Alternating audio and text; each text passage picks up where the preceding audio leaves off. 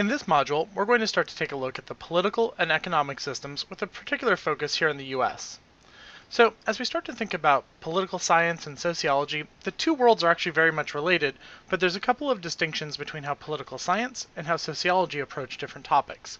So for political science, that's really the study of three major areas: political theory, the operation of a government, and political behaviors. Different and kind of the distinction is that sociology focuses on how the political system affects groups and the macro level institutions in the society, whereas political science is a bit more focused on the forces that shape the political systems and the theories of understanding those particular forces. So you can see that the two are definitely related, but have a little bit of nuanced difference as well, and certainly are both really interested in the ways in which individuals come to interact with the government and the economic system actually.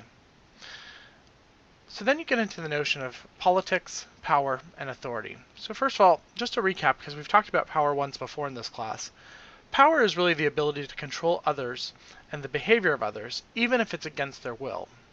That's different than authority. Authority gives you a right in some ways to ask people to do things or to follow your will.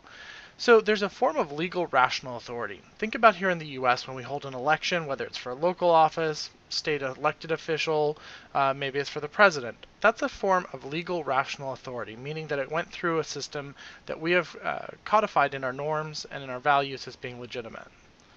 Other forms of authority, though, can include things like tradition. So traditional authority, if you think about the British family, it's not as though the British family is voted into office under a legal rational model. Rather, that it has been passed down. It's part of the bloodline. It's tradition. That's the way that other folks can get authority. Finally, there's also charismatic authority, and this is really what shows up most in a lot of social movements. This is like Dr. Martin Luther King Jr. This is Mother Teresa.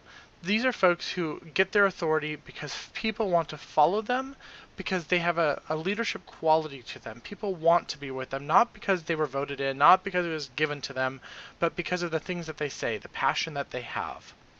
And finally, kind of the opposite of all of that is really coercion. And coercion is simply the power that is regarded as illegitimate by those that it is exerted over. So keep that in mind too. So let's talk a little bit about the relationship between the economy and the state. And certainly philosophers have long written about the relationship between the economy and the state. And specifically, we want to talk a little bit about the notion of capitalism. So capitalism is an economic system based on private ownership of the means of production, and in which resource allocation depends largely on market forces. Here in the US, for example, we are very much a capitalist society in that there's a private ownership of the means of production, right? You can invest in particular companies, and certainly even if they're publicly traded, quote unquote, on the stock market, they're still very much a private company in the sense that it's not government. The government itself isn't the business.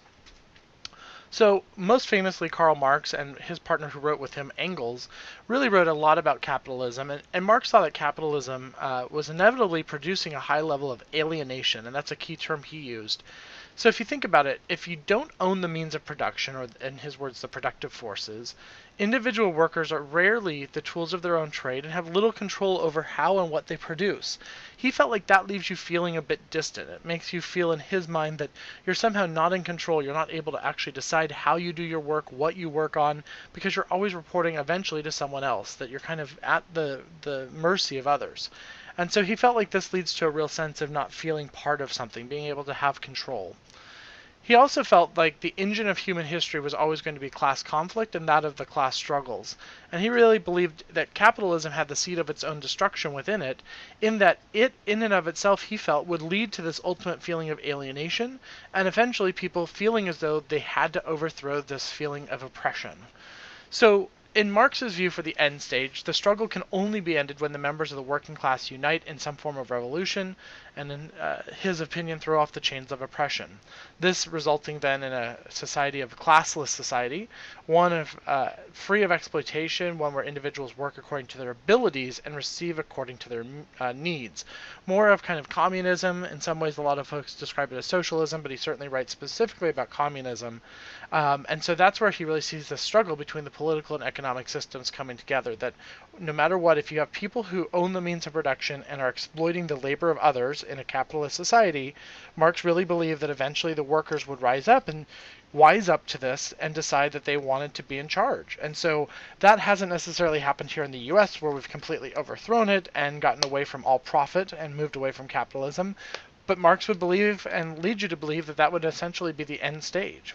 So as you think about the political and economic systems, especially here in the US, there's quite a few terms. Make sure you go back through the book as well and study up on the economic systems, as we focus a lot heavily on kind of capitalism and the way in which the economy and state interact. Thanks so much, and keep on reading.